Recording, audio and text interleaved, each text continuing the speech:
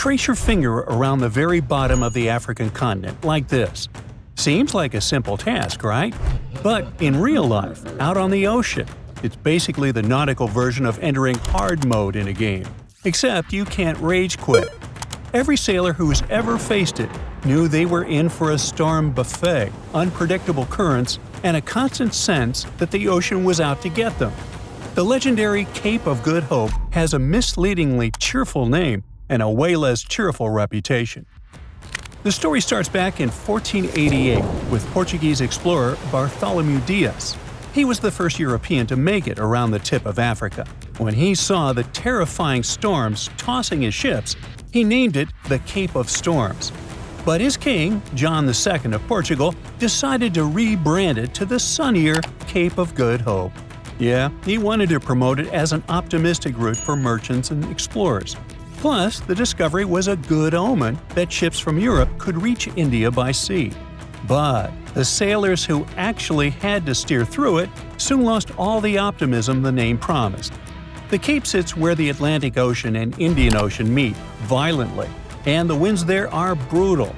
They don't just blow in one direction, they flip around, like the world's worst fan setting. In the Southern Hemisphere winter, June to August, cold fronts from the Atlantic blast through with violent storms. Add some rain, fog, huge waves, or all of the above.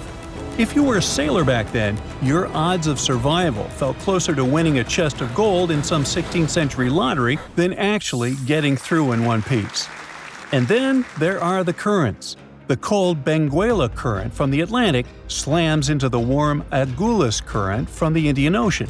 Instead of blending nicely, like a smoothie, they churn up massive chaos and produce rogue waves that can rise higher than a 10-story building.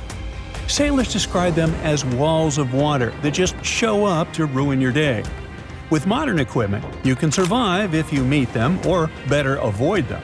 But back in the 1500s, when your technology was a wooden ship and a prayer, one rogue wave could wipe out your entire voyage. And as if the Cape of Good Hope wasn't enough drama, a few miles east, there's the even nastier Cape Agulhas. This spot is the southernmost point of Africa, where the Atlantic and Indian Oceans officially meet.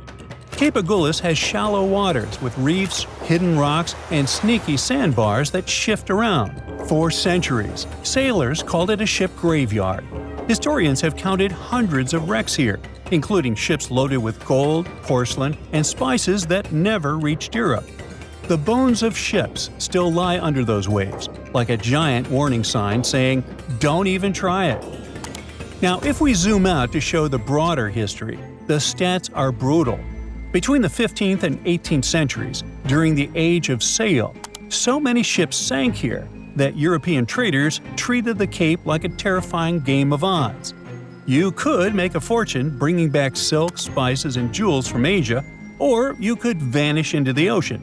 That's why sailors passed down horror stories like campfire tales, ghost ships haunting the Cape, cursed waters, and there was also the famous legend of the Flying Dutchman, doomed to sail around the Cape forever.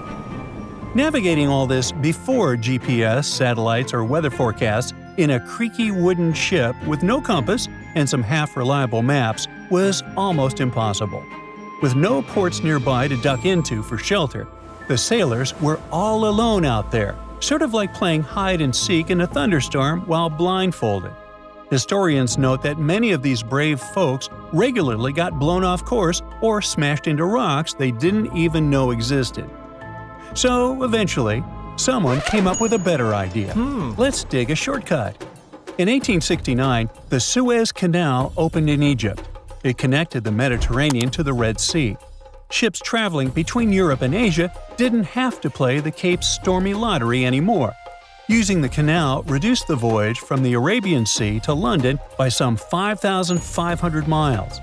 Today, the canal handles 12 to 15% of global trade. That means millions of containers, tankers, and cargo ships take the safe shortcut instead of risking the so-called Cape of Storms. Now, there's another, less famous danger zone too, Cape Corrientes in Mozambique.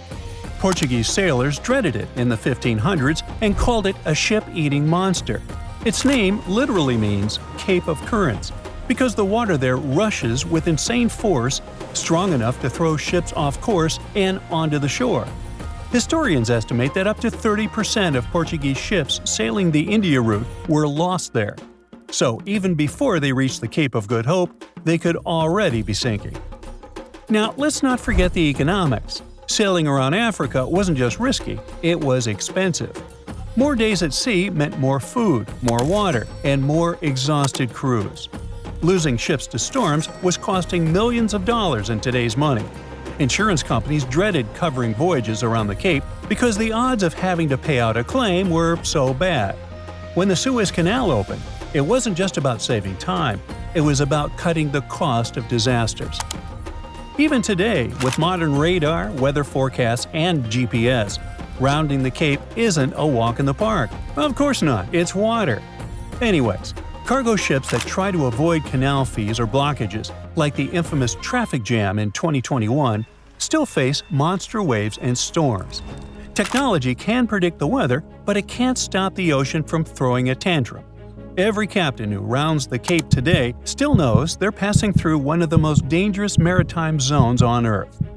Yet another zone most ship captains choose to avoid is the roaring 40s and furious 50s in the Southern Ocean. That's between 40 and 50 degrees south latitude. Unlike the Northern Hemisphere, where continents break the flow, down here there's nothing but ocean. It's an endless highway for storms with no speed limit. Sailors gave this zone its dramatic nickname because when you're here, the wind doesn't whisper, it screams.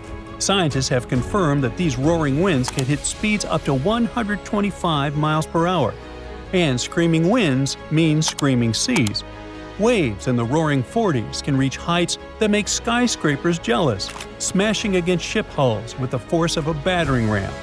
Historically, clipper ships braved these waters to shave time off their voyages between Europe and Asia, but they paid the price with torn sails, broken masts, and sometimes entire crews swallowed whole by the sea. Even today, modern vessels avoid the 40s unless they have no choice. There are safer paths, routes that might take longer but aren't this risky. The 40s and 50s sure sound scary, but wait until the ocean tightens its grip in the Drake Passage.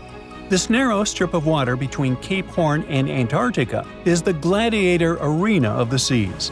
The entire Pacific Ocean is trying to squeeze through a gap only 500 miles wide and collides head-on with the Atlantic. Add the southern ocean currents, among the strongest on Earth, and you've got a recipe for chaos. The Drake doesn't just throw waves at you, it throws walls of water up to 50 feet high. Ships here don't ride the ocean, they cling to survival, like toys tossed in a washing machine on the highest spin cycle. The reason it's so brutal is pure physics. With no landmasses in the Southern Ocean to slow down wind or current, the Antarctic circumpolar current races around the globe.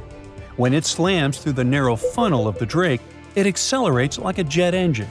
Storms roll in uninvited, and icebergs drift lazily into shipping lanes, ready to take a ship down any moment. Even experienced sailors describe the Drake as unpredictable. It's calm one moment, chaos the next.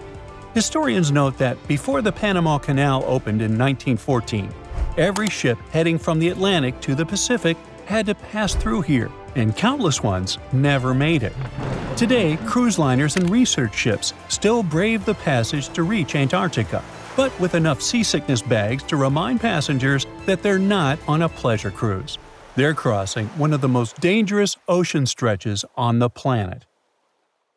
That's it for today. So hey, if you pacified your curiosity, then give the video a like and share it with your friends. Or if you want more, just click on these videos and stay on the bright side.